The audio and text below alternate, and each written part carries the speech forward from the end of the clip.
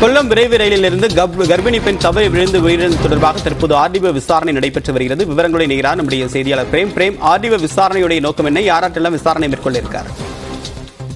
நிச்சயமாக தேவப்பிரியன், அதாவது திருமணம் முடிந்து 8 மாதங்களில் ஒரு பெண் உயிரிழப்பு சம்பந்தமாக அதில் சந்தேக மரணம் இருந்தால் அது அந்தந்த பகுதியை சேர்ந்த ஆர்டிஓ என்பது விசாரணை என்பது நடத்தப்படுவது வழக்கம். அதே போல்தான் தற்போது சென்னையிலிருந்து கொல்லம் விரைவு ரயிலில் நேற்று இரவு புறப்பட்ட கர்ப்பிணி பெண் கஸ்தூரி என்பவர் நேற்று தினம் வாந்தி மயக்கம் ஏற்பட்ட நிலையில் அவர் ரயிலில் இருந்து தவறி விழுந்துள்ளார். இது குறித்து ரயில்வே போலீசார் தற்போது விசாரணை என்பது நடத்தப்பட்டு வரும் நிலையில் சந்தேக மரணமாக வழக்கு என்பது பதிவு செய்யப்பட்டிருக்கிறது. குறிப்பாக 174 பிரிவின் கீழ் இந்த வழக்கு என்பது பதிவு செய்யப்பட்ட நிலையில் ரயில்வே போலீசார் தற்போது விசாரணை என்பது நடத்தப்பட்ட நிலையில் ரயில்வே போலீசார் இந்த வழக்கினை ஆர்டிஓ விசாரணைக்கு காலை பரிந்துரை செய்தது. இந்த நிலையில் விருதாச்சலம் கோட்டாட்சியரான சையத் ஹேபூத் என்பவர் தற்போது விருதாச்சலம் அரசு மருத்துவமனையில் வைக்கப்பட்டுள்ள கஸ்தூரியின் உடலில் பிரேத பரிசோதனைக்காக வைக்கப்பட்டுள்ள உடலை தற்போது பார்வையிட்டு ஆய்வு செய்து வருகிறார்.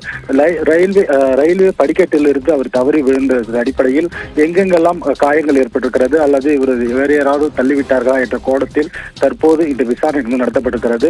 உடன் ரயில்வே கோட்ட டிஎஸ்பி செந்தில்குமாரும் உள்ளார்.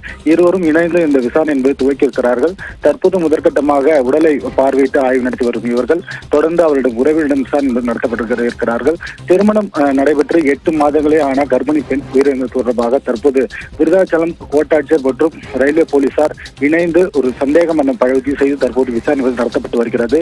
இவர் உண்மையிலேயே ரயில்வே படிக்கட்டில் இருந்து தவறி விழுந்தாரா அல்லது கொலை செய்யப்பட்டாரா என்பது கோணத்தில் தற்போது விசாரணை நடத்தப்பட்டிருக்கிறது. இறுதியில் இந்த விசாரணை அறிக்கை விருதாச்சலம் கோட்டாட்சியர் இன்னும் 2 நாட்களில் அல்லது ஒரு வாரத்தில் அறிக்கை சமர்ப்பிக்கப்படும் என்று தெரிவித்திருக்கிறார். உறவிடம் விசாரணை முடித்த பின்னரே தான் அந்த அறிக்கை என்பது சமர்ப்பிக்கப்படும் என்று தற்போது தெரிவித்திருக்கிறார்.